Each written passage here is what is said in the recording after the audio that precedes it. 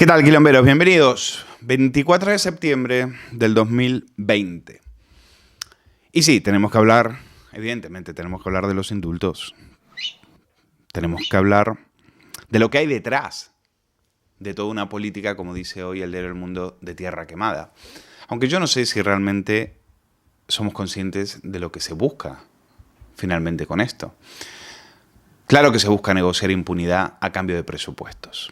Claro que es un oprobio y que es una muestra más del cinismo de un presidente que opera sin escrúpulos, que es lo que dice hoy el editorial del diario El Mundo y que lleva toda la razón.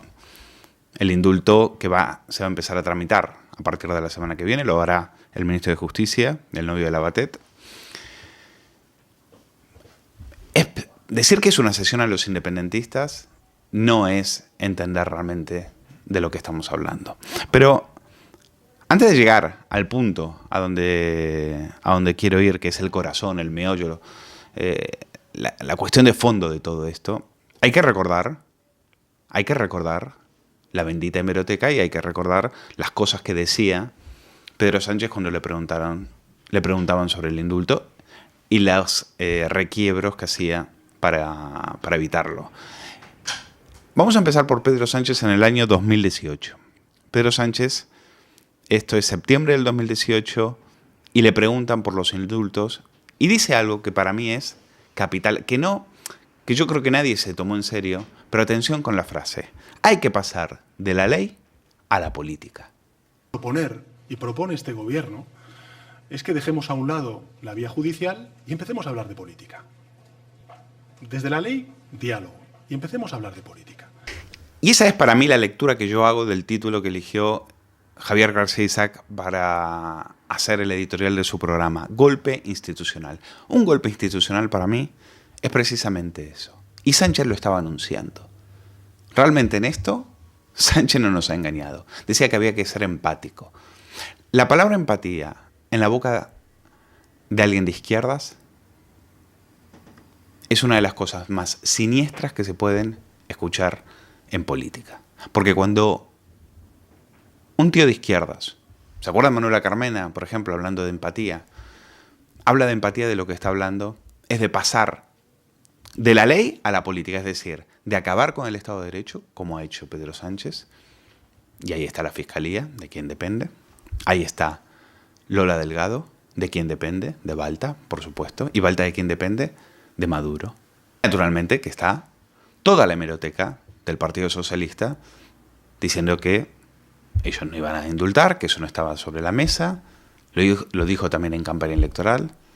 Podríamos dedicarle un programa entero a las mentiras, a los engaños de esta panda de...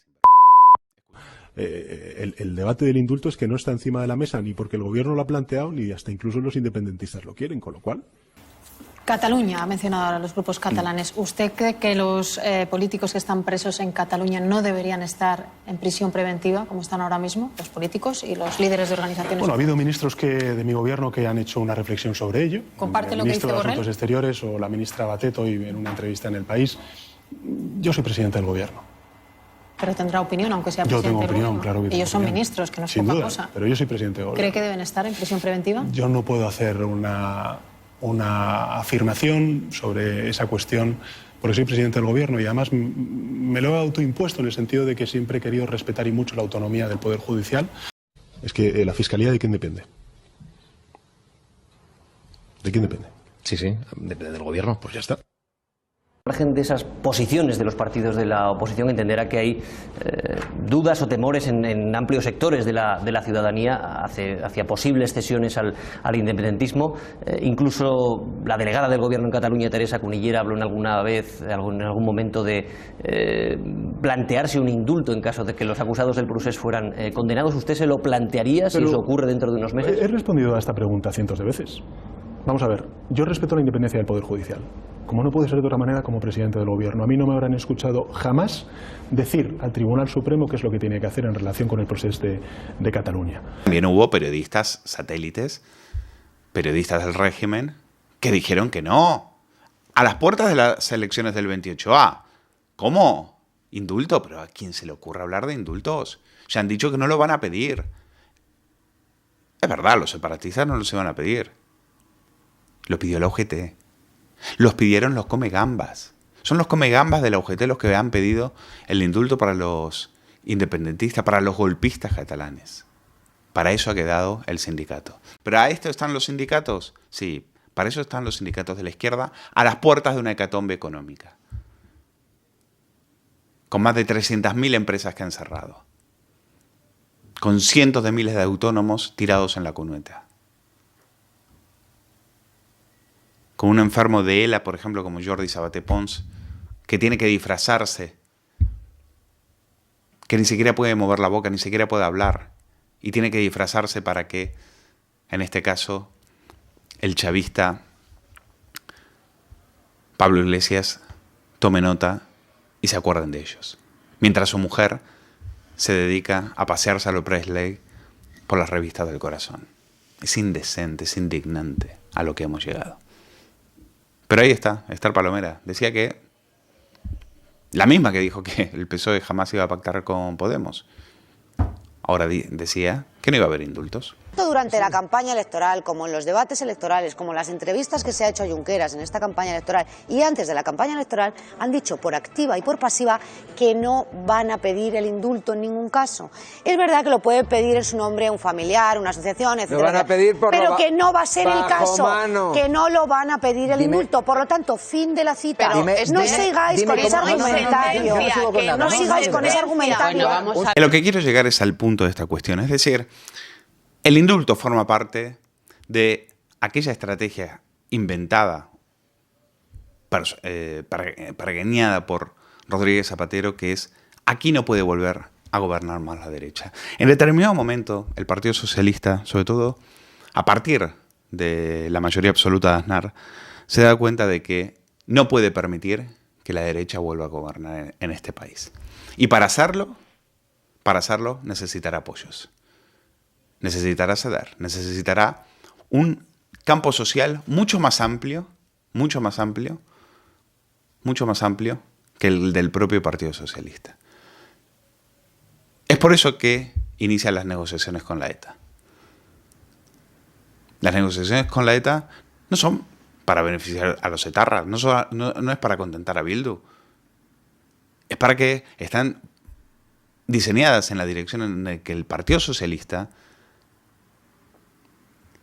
llegue al poder y que no se lo saquen y no lo puedan sacar de ahí ni con agua caliente. Hay una frase de Pablo Iglesias ayer en el Congreso que se la dice a Teodoro García Egea y que me parece determinante. Le dice: ustedes jamás van a volver a sentarse en un Consejo de Ministros. Fiscales investigados, el rey no viaja a Cataluña, el gobierno tramita el indulto a los independentistas condenados, Moncloa planea rebajar la pena por sedición, la vicepresidenta convierte en normales sus reuniones con Bildu. Con todos estos elementos, hoy el vicepresidente Pablo Iglesias se ha dirigido a la oposición y ha dicho esto. Ustedes han condenado su propio futuro a caminarlo con la ultraderecha. Se lo vuelvo a decir, no volverán a formar parte del Consejo de Ministros de este país. Como han escuchado, Pablo Iglesias no ha dicho que sea su opinión ni que sea su deseo. Lo que ha hecho el vicepresidente en el Parlamento ha sido comunicar a la oposición que nunca volverá al gobierno.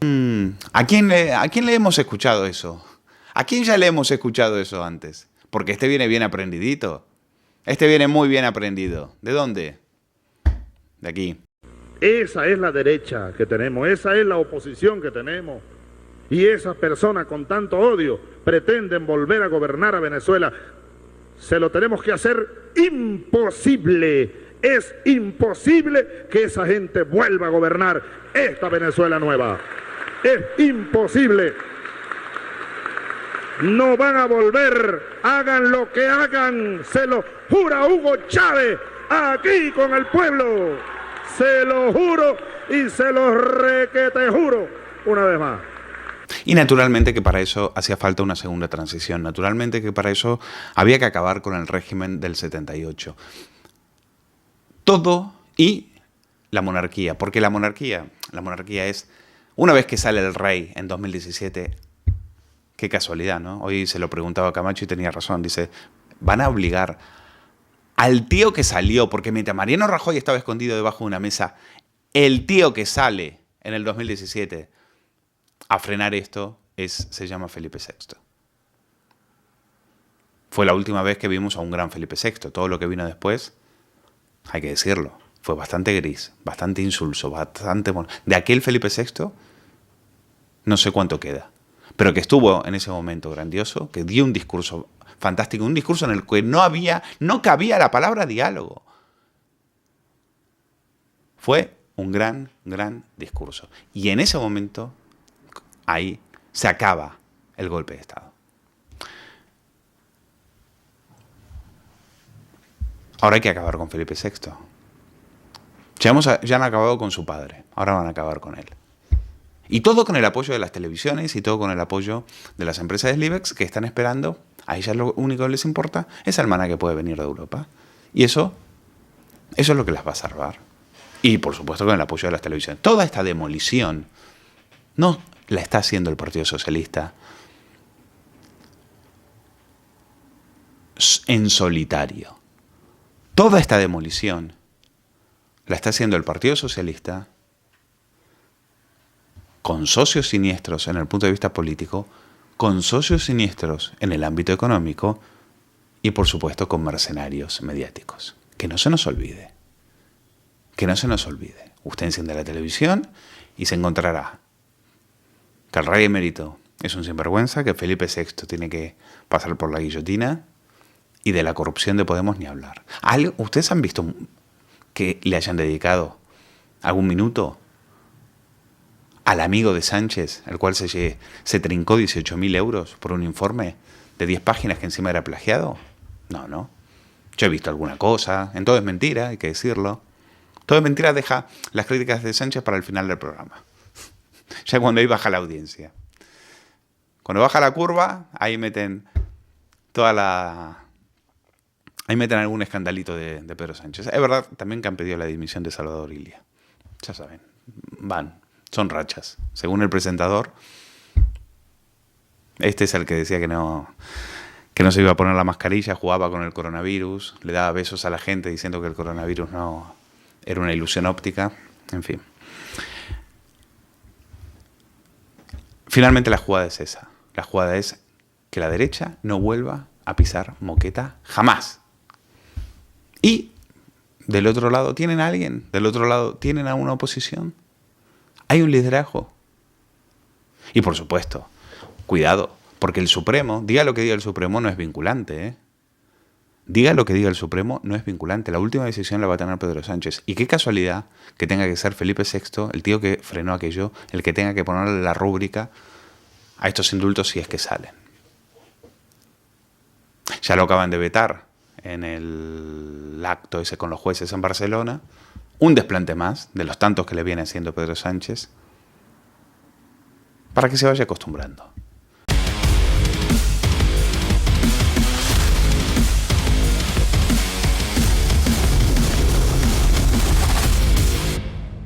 Conexión aquí en el quilombo de Periodista Digital. Bueno, tenemos que hablar de lo que pasa en Madrid, tenemos que hablar de lo que ha pasado en el Congreso.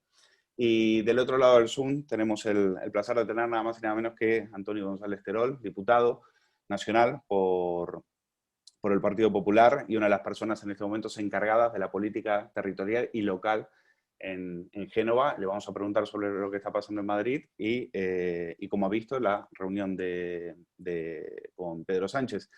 Pero bueno, don Antonio, muy buenos días, gracias. Primero felicitarle porque usted ha pilotado la rebelión de los alcaldes que tumbó el decreto del gobierno sobre el uso estatal de los remanentes locales y ha conseguido que esos ahorros se quedasen en la caja de los ayuntamientos. Fue una grande, no se ha hablado mucho porque ya sabemos los medios por dónde van, pero eso ha sido una derrota histórica de este gobierno. Es una derrota parlamentaria histórica que le ha infligido el Partido Popular con Pablo Casado a la cabeza y que a mí me ha tocado como vicesecretario de la materia pues coordinar. Esto nació de como casi todo lo que hace este gobierno, de un rumor, de un mal rumor allá por el mes de febrero, donde la ministra deslizó en una reunión con consejeros autonómicos que había 15.000 milloncejos de euros por ahí que tenían los ayuntamientos y que a lo mejor había que captarlos para darle liquidez a la Administración General del Estado. Luego ellos han negado que necesiten el dinero de los ayuntamientos, pero las cifras como por ejemplo el déficit, como sabes, con el que vamos a cerrar este año, que puede alcanzar los 123.000 millones de euros y que el año que viene, según el Banco de España, puede alcanzar los 82.000 millones de euros, pues dejan en evidencia las palabras de la ministra. Querían robar los ahorros de los ayuntamientos para hacer su hoja de ruta. Y ahí el Partido Popular ha encabezado una rebelión, no solo de los alcaldes del PP, sino de muchas otras formaciones políticas que han demostrado que el municipalismo ha sido capaz de unir pues, a partidos tan distintos como Compromís, Junts per Catalunya, PNV o el Partido Popular. Antonio, quería preguntarle también por la puesta en escena que hemos visto que se han montado, que montó Pedro Sánchez, con la ayuda, por supuesto, inestimable de su jefe de gabinete con Iván Redondo, sobre llegar a Sol y precisamente en plan Salvador para rescatar a Isabel Díaz Ayuso. ¿Cómo habéis visto eso desde Génova, desde su escaño en el Congreso? Y si cree que realmente los madrileños creen que Sánchez es capaz de salvarles, viniendo con una mochila de nada más y nada menos que 50.000 muertos por coronavirus. Bueno, yo creo que Pedro Sánchez quiere blanquear su imagen. Él dice que estábamos en la Champions League, la lucha contra el COVID, y estamos en la Champions League del desastre. 53.000 muertos encima de la mesa, por tanto 53.000 familias rotas, a las cuales tenemos que honrar todos los días, centenares, miles de sanitarios contagiados, teniendo la tasa mayor, el 22% de todos los sanitarios infectados en el mundo están en España, por la dejación de funciones del mando único, y en este caso del Ministerio de Sanidad, que ha estado ausente en la compra del material necesario, de las EPIs necesarias para poder protegerles. El mayor número de muertos por cada 1.000 habitantes y la ocultación constante de la información, no solamente a la oposición, cerrando el Congreso. Ya sabéis que ahora Sánchez ha puesto de moda una nueva frase. Antes era la película Cerrar el Congreso, ahora se llama Huyendo del Congreso. Se ha ido a Bruselas para no contestar. Primero cierra el Congreso y cuando no le funciona cerrar el Congreso, directamente no asiste. Pero por incomparecencia parece que ha querido blanquear su imagen. Después del abandono, después de tener la vergüenza de decir que habíamos vencido al virus y haber visto cómo los rebrotes iban surgiendo en distintas comunidades autónomas, después de que 9 de las 10 regiones europeas donde peor se está gestionando el COVID están en España, viene y hace una oleada de ataques contra la presidenta de la Comunidad de Madrid para a continuación venir a Puerta del Sol a intentar blanquear su imagen y decir que es el salvador de la patria. Tú decías antes muy bien que yo soy diputado por Madrid. A la gente se le olvida que Pedro Sánchez también lo es. Y la pregunta es, ¿dónde ha estado Pedro Sánchez durante la pandemia? ¿Tú lo has visto visitando un hospital de Madrid, o un centro de salud, o un centro de mayores, o alguno de los distintos dispositivos que ha puesto en marcha la Comunidad o el Ayuntamiento de Madrid? Y la respuesta es que no.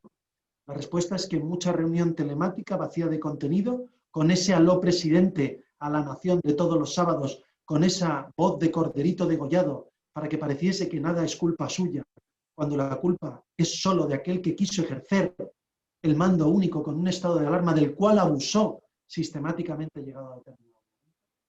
Y la respuesta, ¿cómo lo vemos desde Génova? Es que supongo que fue a decirle a la presidenta de la Comunidad de Madrid que por fin va a cumplir con su función, que es la de ejercer desde el Ejecutivo la labor de coordinar la respuesta del Gobierno frente a la pandemia, que es una competencia exclusiva por ley del Gobierno de la Nación, no de las comunidades autónomas.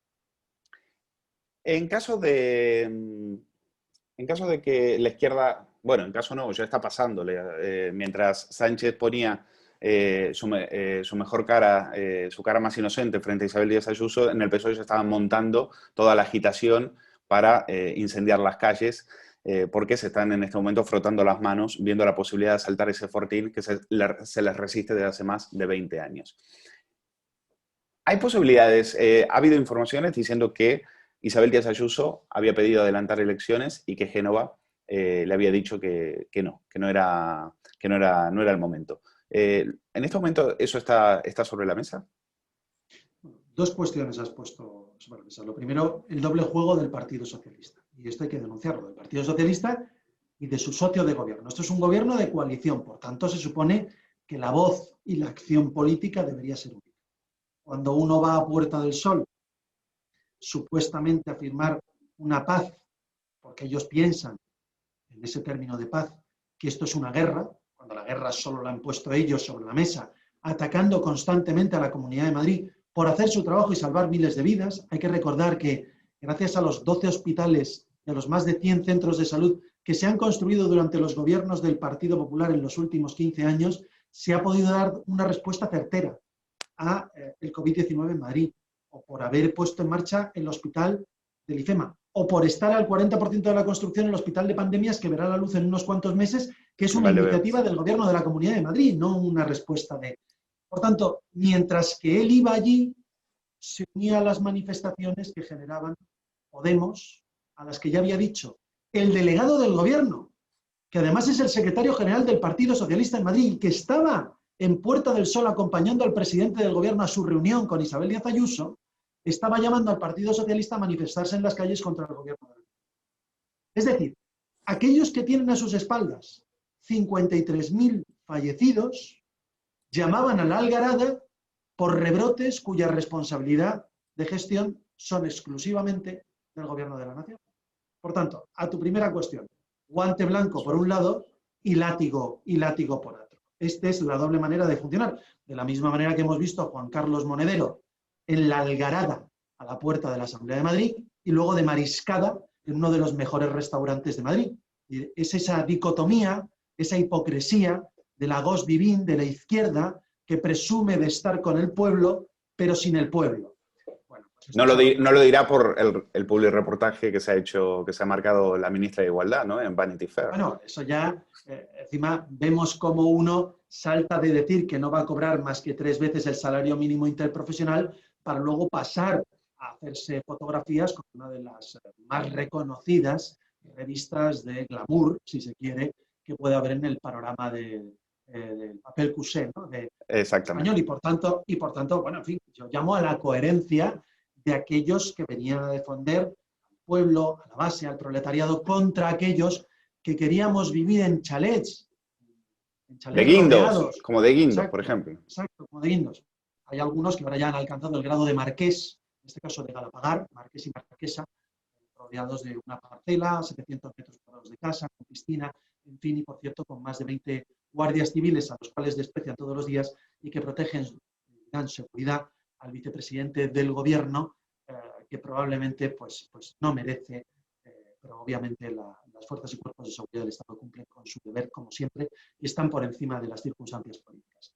Y el segundo tema que me preguntabas, que era sobre un posible adelanto electoral. Yo creo que esto ha sido algo que ha llenado periódicos, pero que no ha estado en la agenda política. Se contempla un gobierno de coalición que está funcionando. De hecho, cualquier rumor de moción de censura que las ha habido, y además el Partido Socialista las ha alimentado, han sido ya más que atajadas, tanto por Inés Arrimadas como por el vicepresidente del Gobierno Autonómico en la Comunidad de Madrid, que han dicho que ni se les ve ni se les espera en una moción de censura. Por tanto, no está en el escenario político y nosotros seguimos trabajando con coherencia para lo que le importa a los madrileños. Hace una cosa de 15 días, dijo usted en una entrevista, con estos compañeros de viaje, el cruce de mensajes que veremos en las próximas semanas tendrá que ver con lo territorial y lo político. Y no lo económico, que es lo que importa a los ciudadanos. Vista la sesión del Congreso de ayer, la verdad que ha acertado de pleno. Es decir, ayer se habló de la organización territorial, ayer se habló de indultar a los golpistas, y eso es lo que hoy está. Ya ni se habla, por supuesto, y de la economía. Bueno, ellos están, dicen, ¿qué pasa con la economía? ¿No? Como si aquí no se enteran de las caídas del PIB, no se enteran de que la gente no cobra los ERTE, no se enteran de que la gente no cobra ese gran ingreso mínimo vital. Por lo tanto, indultos. ¿Estamos ante un acto de rendición del Estado en favor de los que odian a España? Habría que cambiarle el título los presupuestos generales del Estado por presupuestos del Estado. Le ha quedado muy bien. ¿Por qué?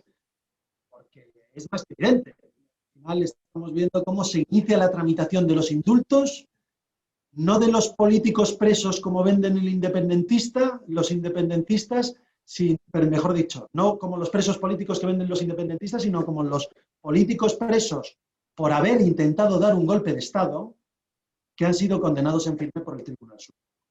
Por tanto, tanto el movimiento de los indultos, como el de la reforma del delito de sedición y rebelión, para que se reduzcan los años de pena, son movimientos para conseguir, rindiendo el Estado de Derecho y superando desde el Ejecutivo y el Legislativo al Poder Judicial, a las decisiones del Poder Judicial, pactar el voto de Esquerra Republicana para los presupuestos generales del Estado. Por tanto, yo lo dije ¿Vamos a ver indultos o es solamente un gesto de decir, oiga, yo tengo, dice el ministro, yo tengo la obligación de tramitarlos?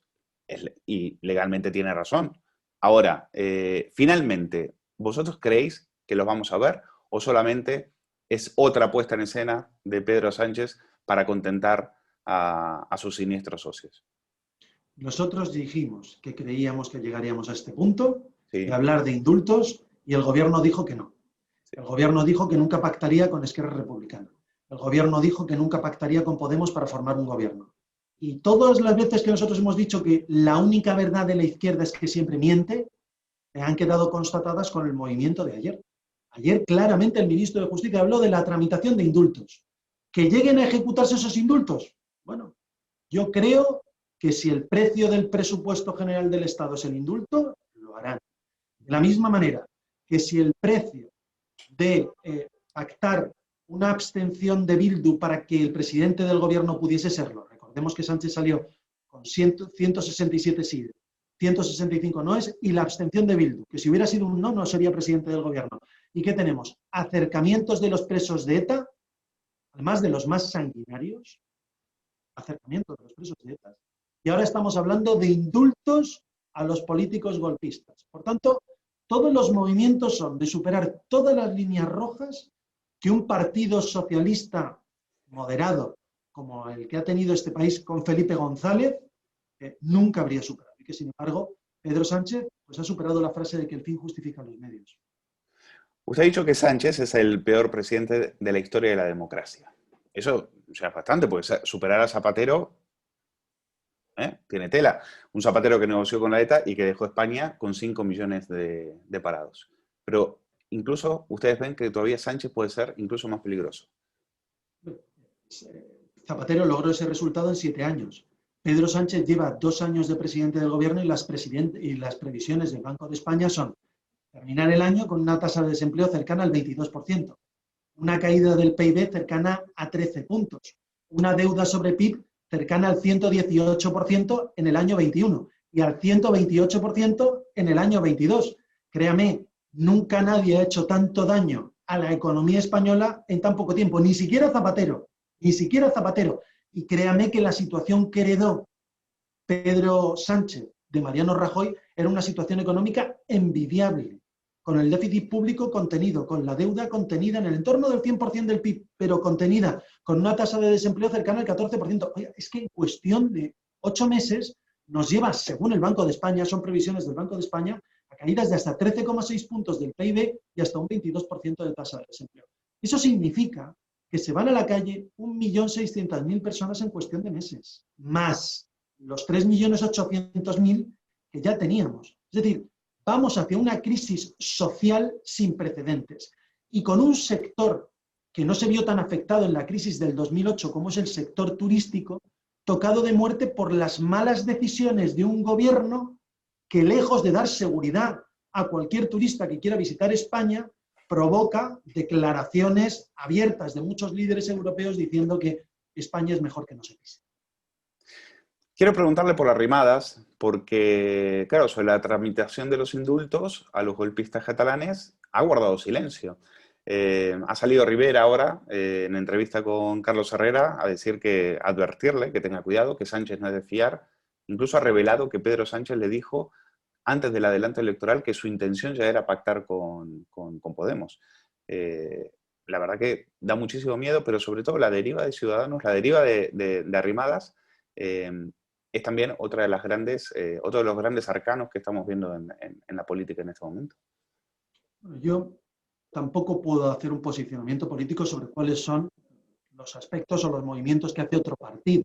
Nosotros tenemos acuerdos que funcionan, razonables, en 4 comunidades autónomas, en varios ayuntamientos con ciudadanos, y son acuerdos de gobierno estables, razonables, donde estamos encontrando socios, tienen su propio programa electoral, pero que ha sido conjugado con los programas electorales del Partido Popular y están dando buenos resultados.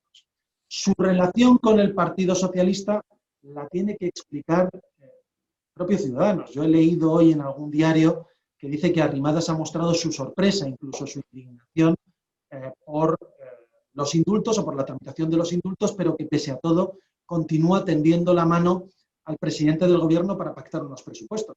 El Partido Popular, sabes bien, ha propuesto hasta 10 pactos de Estado al presidente del gobierno. El problema es que yo creo que el presidente del gobierno es el que ha decidido que sus socios de investidura van a ser definitivamente sus socios de presupuestos y probablemente la muleta final, por si acaso algo le falla, terminaría siendo Ciudadanos. Pero es evidente que un partido como Ciudadanos, yo me niego a pensar que esté de acuerdo con la política de indultos o incluso con la modificación del delito de rebelión que está poniendo en marcha el Partido Socialista.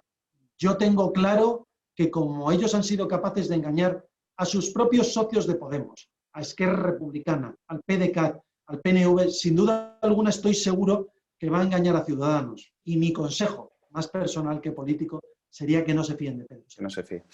Pues Antonio González Terol, diputado por Madrid en el Congreso Nacional y vicesecretario de Política Territorial del PP. Gracias por estar con nosotros en una mañana que sabemos que era muy complicada. Muchísimas gracias a vosotros y un placer como siempre. Es que hace una rasca que para qué queremos más. ¿Lo has grabado? Ya se oye. ¿Esto lo has grabado? No le conozco la cara, ha puesto yo. No son muchas. Luego le pegamos rezo a todo el mundo y mira, no me queda ni... ¿Me estás grabando? Son 8.000. A ver, que esto no se sabe ganar, no hace falta la cifra exacta, pero tampoco es una parida. Me queda gusto. Qué bien se vive en Alcorcón. Míralo, señalas, que se vive de maravilla. Oye, con mi familia, ¿qué pasa? ¿Que no tenéis casa o qué? ¿No tenéis casa? ¡Ay, Mike! ¡Ay, Mike! Ahí lo hemos hecho, lo hemos hecho. ¡Grande, grande! Hola.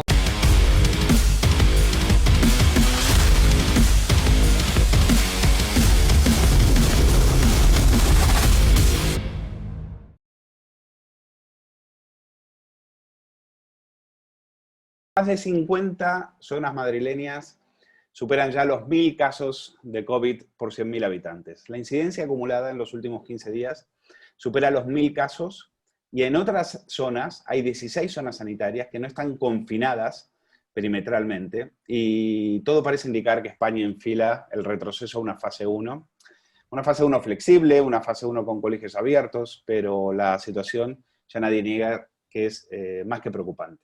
La presidenta Isabel Díaz Ayuso, en una entrevista al SINA, no descartó que haya que extender a otras zonas las restricciones por COVID en Madrid y eso quiere indicar que a nivel sanitario pues según ellos, estarían al borde del colapso. Quien tiene toda la información y nos va a echar mucha luz sobre esta y otras cuestiones es Gador Goya, que estuvo con nosotros, es diputada de Vox en la Asamblea de Madrid, es médico especialista en pediatría, y va a estar y nos puede ayudar a responder todas estas preguntas sobre lo que está pasando en Madrid. ¿Qué tal, diputada? ¿Cómo está? Muy buenas tardes, gracias por estar con nosotros.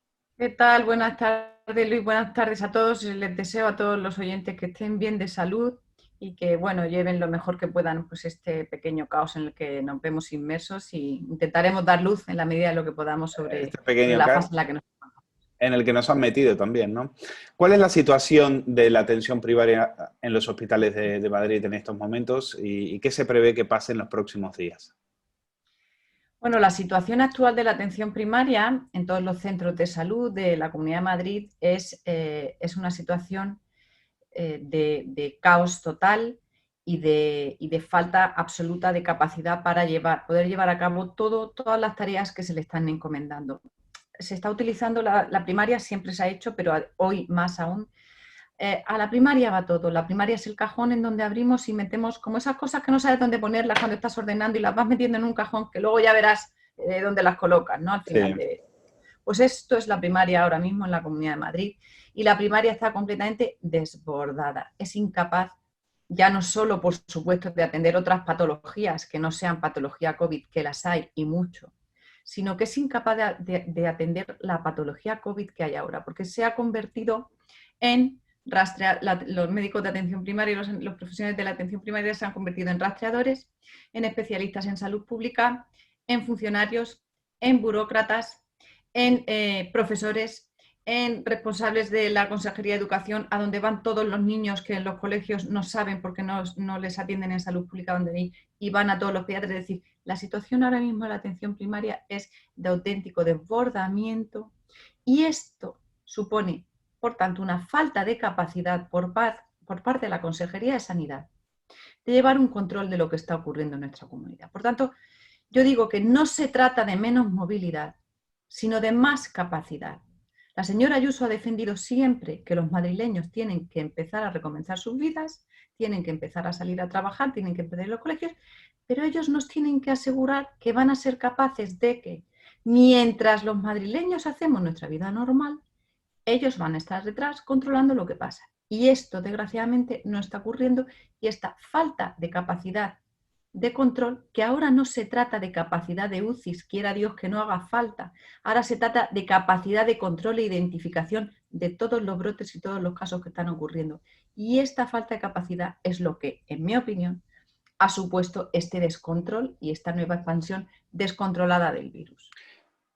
Bueno, y no será porque usted no lo avisó. Vamos a ver unas imágenes en una comisión del 8 de mayo, en la cual usted le decía a Ruiz Escudero, el consejero de Sanidad, que qué medidas, le preguntaba, qué medidas está preparando, porque daban ya que esto estaba ganado y efectivamente estábamos muy lejos de eso. Vamos a ver esas imágenes.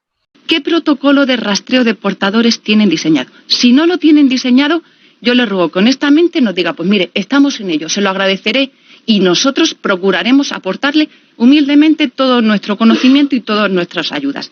Pero necesitamos saber si ustedes tienen previsto que eso va a ocurrir. Si ustedes tienen previsto que entrando en una fase 1 nos vamos a encontrar con esos miles de contactos por cada PCR positiva a los que hay que salir a buscar. Al virus antes no lo conocíamos, muy bien. Nos pertrechamos en las UCI y en los hospitales a esperar a que llegara. Pero es que ya lo conocemos. Ahora ya sabemos que el virus contagia y ahora ya sabemos que los portadores asintomáticos contagian. Entonces ahora no tenemos excusa para no salir a buscar esos portadores. Y eso requiere un trabajo ingente y una cantidad de personal ingente y una capacidad de reestructurar servicios y de saber en dónde vamos a tener cada personal ingente. Y necesitamos tener claro a esas personas que vamos a... No solo anunciar que los vamos a contratar. Necesitamos tener claro dónde van a ser necesarios, qué trabajo van a realizar, qué responsabilidades van a tener, qué protocolos van a aplicar. Tenemos que formarlos, porque habrá muchas personas de estas que han contratado que habrá que mandar a hacer rastreos de portadores. Necesitan recibir una formación. Y es que estamos a punto, según ustedes, de entrar en fase 1. Pero es que el tsunami está llegando y estamos de nuevo en el rompeolas. Y a mí me preocupa que todavía estemos pensando o encargando informes y nombrando a nuevos responsables. Honestamente creo que vamos tarde. Diputada, usted ya de alguna manera lo veía venir. En ese momento, ¿qué le respondieron? Bueno, pues mire, esto que yo le cuento, pues se lo cuento y es producto pues, de mi trabajo y de lo que yo he estudiado sin ser una experta en salud pública, sin tener la estructura organizativa y el presupuesto que tiene la Consejería de Madrid, pero bueno, que me dedico a estudiar y que me dedico a mirar qué están haciendo en otros sitios y cuáles son las recomendaciones internacionales. Es decir, si esto es capaz de verlo una diputada, portavoz de la Comisión de Sanidad, de un grupo pequeño en la Asamblea de Madrid, ¿cómo no van a ser capaces de verlo en una Consejería de Sanidad que aunque necesita más, tiene 1/3 del presupuesto de la Comunidad de Madrid? En ese momento, el consejero de Sanidad estaba viviendo una realidad paralela, es decir, él no se creía lo que yo le estaba diciendo.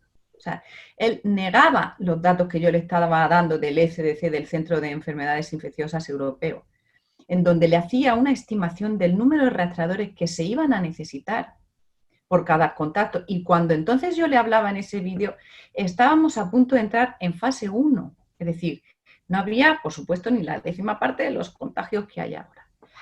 ¿Qué pasa? Que, como yo le decía, el tsunami está llegando, estamos en pleno rompeolas, esta vez lo estamos viendo venir, pero es que el tsunami nos ha vuelto a coger completamente, no desprevenidos, sino mal preparados. Yo en ese momento lamento tener que decir que el consejero no creía o pensaba que lo que yo le estaba diciendo no iba a ocurrir, porque dudo muchísimo que si verdaderamente ellos tenían esa sensación y esa percepción, no hubieran hecho nada. Y quiero decir, el tema del rastreo que tanto se habla, cuando nadie, absolutamente nadie en la Asamblea de Madrid hablaba de rastreadores, mi grupo empezó a hablar de rastreadores y yo le pedía, y estoy hablando del mes de abril, 1 de abril, y le pedía al consejero ese ejército, ese army de rastreadores que ya estaban empezando a tener en otros sitios. Y hubiera sido tan sencillo como haber ido a un simple tutorial que el ECDC ofrece para ver cómo se hace un equipo de rastreadores, de dónde se pueden conseguir, lo que yo le explico. Es decir, un dispositivo de saber a dónde va a ir la gente, para qué hace uno 20.000 PCRs al día. Pues en números absolutos a mí no me dice nada. Es decir, hay que tener muy claro a dónde apuntar. ¿Por qué son tan importantes? Los rastreadores lo que sirven es para intentar ir un paso por delante del virus en lugar de 5 pasos por detrás. Claro, efectivamente. O sea, vamos a ver, es inevitable que el virus se expanda. Es inevitable, decía el profesor Bayó, que era el padre de la epidemiología. La epidemia va donde la llevan, es decir, vamos a salir a la calle y el virus se va a expandir. Eso es normal. Lo que hay que conseguir es intentar una expansión controlada del virus, para no llegar a ese colapso sanitario al que llegamos en marzo, que fue el que generó muchísimas muertes al margen del tema horroroso de las residencias. Entonces, se trataba de haberse preparado para haber conseguido una expansión paulatina y progresiva de manera controlada del virus. Y ese control de la expansión lo realizan los rastreadores. Porque cuando hay un caso positivo, es el rastreador el que se encarga de hacerle una historia y una entrevista a ese caso, saber cuáles han sido los contactos más estrechos de ese caso, ponerse en contacto con esos contactos y seguirlos durante toda la cuarentena, que han sido 14 días y ahora se ha disminuido a 10, mucho me temo que no por criterios epidemiológicos, sino por criterios de practicidad. Y esto también me parece un error. ¿Qué está ocurriendo? Que lo sabemos todos tenemos cerca familiares, amigos, niños, colegios, en donde hay un caso positivo y a la familia nadie les llama y a los amigos nadie les llama. Y la gente, al contrario de lo que se dice, de que esto se está expandiendo por irresponsabilidad de la gente se queda en sus casas por iniciativa propia. Pero no tienen a una persona, que es el rastreador, entrenada para llamarle y con una simple llamada de 2 minutos cada día, controlar cómo está ese contacto, saber si tiene síntomas, saber si se está quedando en su casa. Y para esto no es necesario tener miles de médicos contratados, porque no es necesario que sea personal sanitario. Pueden ser personal de otros sectores y entrenándolos. Y esto no se ha hecho, y esto no se ha hecho, y esta ha sido la clave. Por supuesto, además de no tener un control de dónde se realizan las PCRs. No puede ser que los médicos de atención primaria se pasen las 7-8 horas de consulta haciendo PCRs y atendiendo a niños de colegio que vienen porque no les llaman. Las PCRs hay que sacarlas de los centros de salud, hay que ofrecer a las oficinas de farmacia que se están ofreciendo a hacer PCRs, hay que sacarlas a polideportivos. Es decir, yo lamentablemente no puedo comprender, salvo que no sea porque se está mirando al de al lado, a lo que dirán si confino, a lo que dirán si llamo al ejército, a lo que dirán si mando una PCR a otro sitio fuera de primaria.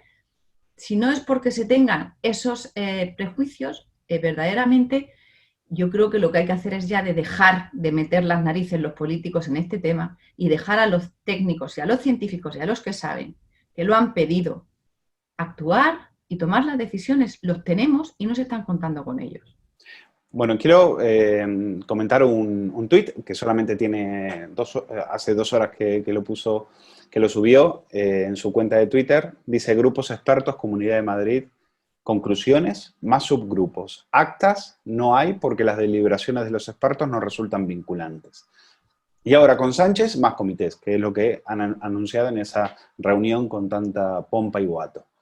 Y mientras tanto la gente sufriendo. No hay excusas y no hay vergüenzas. Dice usted, y acompaña esto de dos capturas, que son peticiones de información, si no lo veo mal, de usted como diputada de Vox. ¿Qué significa esto? Es decir, que no había coordinación, significa que todo lo que hemos visto ha sido una pantomima para ganar tiempo, para ganar un poco de protagonismo mediático. ¿Qué es lo que hemos visto y si sirve para algo, claro?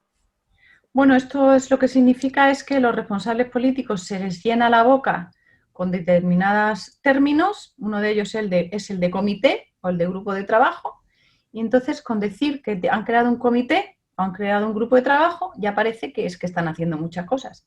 Entonces, el gobierno de España creó el famoso comité que no existe, pero es que en la Comunidad de Madrid también anunció que creaba un grupo de trabajo para la desescalada en la región y yo, por puro interés profesional y político, pregunté, pedí una información, pedí por escrito que me pasaran las actas de esas reuniones y las conclusiones a las que se llegaba después de esas reuniones con ese grupo de expertos. Pues bien, en una de las peticiones de información, se puede ver en Twitter, está por escrito, cuáles son las conclusiones a las que ha llegado el grupo de expertos de la Comunidad de Madrid, y me dice, las conclusiones es que se han creado 4 subgrupos. Es decir, las conclusiones de esa reunión de ese grupo es que vamos a crear otros 4 subgrupos. Y cuando, un poquito más adelante, esto fue en junio, a primeros de julio, pregunto y pido las actas de esas reuniones para saber qué les han informado los expertos y qué les han contado, me dicen, por escrito y se puede ver, que no hay actas, que no se ha considerado necesario hacer actas, y aquí viene lo más grave, porque las conclusiones de esos grupos de trabajo no se consideran vinculantes para el órgano, en este caso la consejería. Es decir, que nos están diciendo que están creando un grupo de expertos científicos y técnicos en la materia, que los están creando, que se están reuniendo con ellos, que no están llegando a ninguna conclusión, pero que además es que en el caso de que hubieran llegado, no las consideran vinculantes.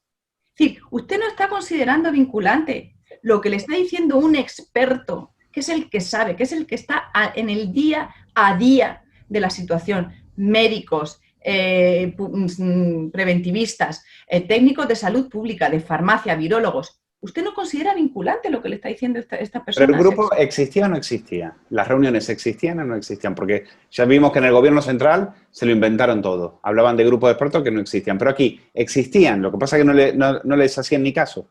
Yo he pedido las conclusiones de esos trabajos y a mí lo único que se me ha dicho es que las conclusiones es que se crearon otros 4 subgrupos. No me dan más información de esos subgrupos, por supuesto no me dan información de lo que se han hecho. No hay un solo informe, no me dan un solo informe de lo que se ha hecho en ese grupo de trabajo. Y ahora, como digo en ese tuit, y ahora el resultado de esa gran reunión y ese gran encuentro de Pedro Sánchez que ha venido a salvar a la Comunidad de Madrid es que vamos a crear más comités de estos, ¿no? Sí. Es que vamos a crear, aparte de que nos va a asesorar el señor Simón. Pues mire, señora Díaz Ayuso, señor Escudero, estamos en la Comunidad de Madrid y hay muchas cosas de las que ustedes son responsables. Y hay muchas, prácticamente todas, las competencias las tienen ustedes. Entonces, vamos a dejar de culpar a otros, vamos a dejar de echar la culpa a otros y vamos a ponernos las pilas. Porque es que estamos llegando a un momento, como digo al final del tuit, y los madrileños sufriendo. Y los demás creando más comités. Que todavía no sabemos quiénes van a ser los portavoces. ¿Por qué? Esta es una pregunta más política que sanitaria. ¿Por qué Isabel Díaz Ayuso, muchos dicen, bueno, es que ¿cómo puede ser que haya caído en la trampa que le tendió Pedro Sánchez?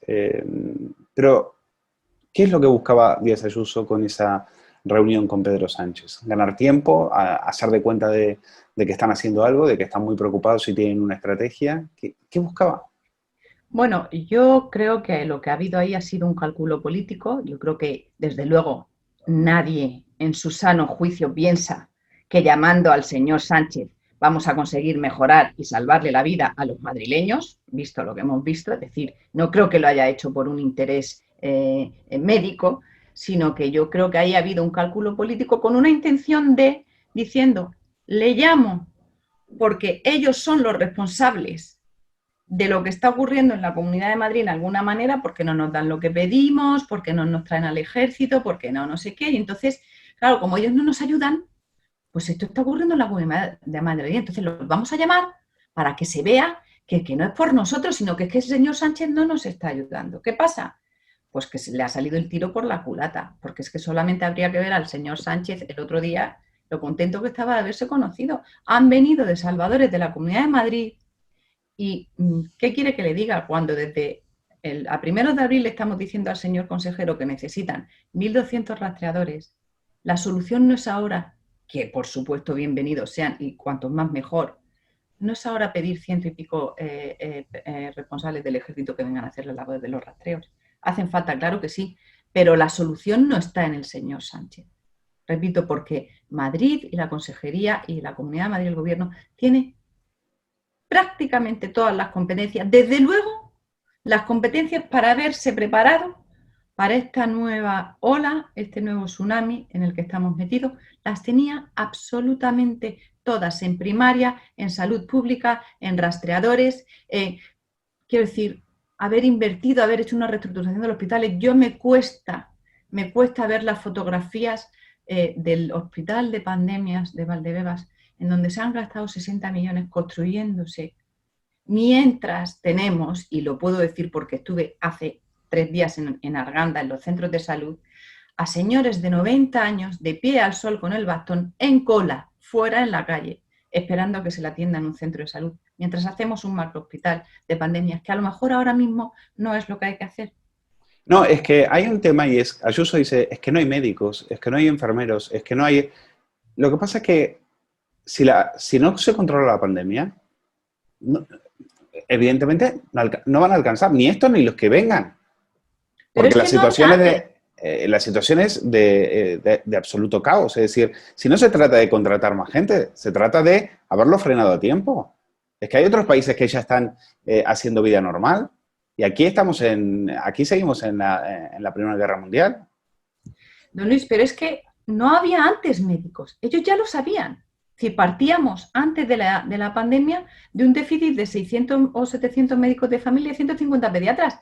Precisamente porque ellos sabían ya que no había médicos, tendrían que haber actuado muchísimo antes y con muchísima mayor eficiencia y con muchísima mayor excelencia. Porque ya sabíamos que teníamos y se lo hemos venido diciendo, que no tenemos médicos, que nos va a volver a llegar la nueva fase y no hay médicos. Es decir, ya lo sabían.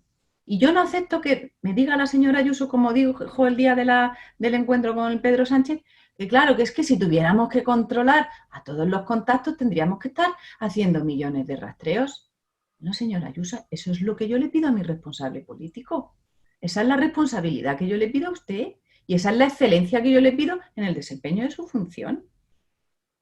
Ya sabíamos cómo estaba la primaria antes. Razón de más para haber actuado con muchísima más agilidad desde el principio. ¿Usted como médico entiende que la población o parte de la población empiece a cuestione algunas medidas sanitarias y yo personalmente las encuentro que no tienen muchas de ellas, ningún tipo de sentido? ¿Entiende que haya cierto escepticismo en la gente, que ya la gente se empieza a cansar y empieza a desconfiar de todo lo que le dicen después de tanto engaño, tanta mentira y tanta pérdida de tiempo? Mire, yo lo comprendo.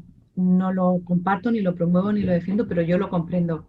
Y comprendo que cuando la población asiste a este espectáculo de descoordinación, de improvisación, de hoy digo esto, pero luego mi superior me lo desmiente y mientras tanto me dimite una directora de salud pública. Cuando la gente ve que se toman hoy unas medidas y mañana se quitan. Cuando asistimos a este caos, al final la gente desconfía y al final la gente siente que le están tomando el pelo y al final la gente decide ser responsable por sí mismo. Y al final la gente actúa más o menos y dice, yo tengo que salir a trabajar y saldré a trabajar porque no creen, porque no están dando certidumbres, porque no están dando seguridades, porque nos están transmitiendo una inseguridad que al final genera un miedo que hace que al final la gente actúe por responsabilidad propia. Y repito, gracias a que los madrileños están siendo muy responsables, porque si tuvieran que esperar a que un rastreador les llamara a su casa para decirle que se confinara porque ha sido contacto de un caso positivo, tendríamos una situación muchísimo peor. Los madrileños están actuando por responsabilidad y por supuesto que al final desconfían. No podemos asistir a este espectáculo de descoordinación. No podemos asistir a esta... ¿Qué criterios epidemiológicos son los que indican que en vez de 10 personas tienen que reunirse 6? Usted páseme un informe que me diga que en vez de 6... A mí no me pregunta, porque si yo le empiezo a hablar de lo que me parecen las medidas sanitarias, de lo ridículas que me parecen ciertas medidas sanitarias, bueno, es que... Mire, don Luis, me vuelvo loco. Estas medidas, si usted analiza lo que se ha hecho esta semana en Madrid, dígame usted qué han restringido, es decir, salvo el futuro de los autónomos y de los pequeños comerciantes y los hosteleros. Las personas que viven en el día a día en su barrio van a poder seguir viviendo en el día a día en su barrio, bajando a sus calles, yendo a comprar, yendo a sus pequeños bares. Las personas que tienen que salir de su barrio van a poder salir si tienen que ir al médico, si tienen que ir a trabajar, si tienen que ir al banco, que es por lo que alguien sale habitualmente de su barrio entre semanas. Es decir, al final, lo que se ha hecho es decir, vamos a restringir, que luego no están restringiendo tanto la movilidad del día a día de esa persona en el barrio, porque no somos capaces de dar respuesta a la situación epidemiológica en la Comunidad de Madrid. Naturalmente, el confinamiento es el síntoma de un fracaso. De incapacidad, totalmente. Por eso yo digo que no se trata de menos movilidad, sino de más capacidad. Efectivamente. Bueno, pues vamos a dejarlo aquí. Y, una cosa más. ¿Por qué Rocío Monasterio en una entrevista que le hizo Carlos Herrera decía una pregunta más política? Hablaba de Ignacio Aguado y decía que Ignacio Aguado es un infiltrado de Pedro Sánchez, que actúa a veces como un infiltrado de Pedro Sánchez. Le quiero preguntar también cómo está la situación en la Asamblea de Madrid, porque ahí hay algunos elementos, como Isa Serra, como puede ser el portavoz de Más Madrid, Gómez Perpiñá y demás, que me imagino que se están frotando las manos y que quieren hacer ya una especie de moción de censura y derribar a Ayuso cuanto antes. ¿Cómo ve usted la situación? Bueno, el señor Aguado ha sido uno de los causantes de muchas de estos bandazos, porque a veces se han anunciado cosas y él ha dicho que no estaba de acuerdo y ha sido el que ha puesto, se ha plantado y ha dicho que por ahí no pasa. Es decir, el señor Aguado ha sido el responsable de que muchas de las decisiones que se hayan tomado en la Consejería de Sanidad o en el Gobierno, él se haya opuesto, su grupo se haya opuesto y haya generado estas situaciones como la del otro día que no hubo rueda de prensa después de la Junta de Gobierno. Y el señor Aguado está poniéndole permanentemente palos en las ruedas al Gobierno, al Gobierno del que él mismo forma parte. Y no digamos lo que ha ocurrido con las residencias con un consejero de Políticas Sociales de Ciudadanos, filtrando correos en contra de un consejero de su propio gobierno, con el visto bueno y la callada por respuesta del señor Aguado.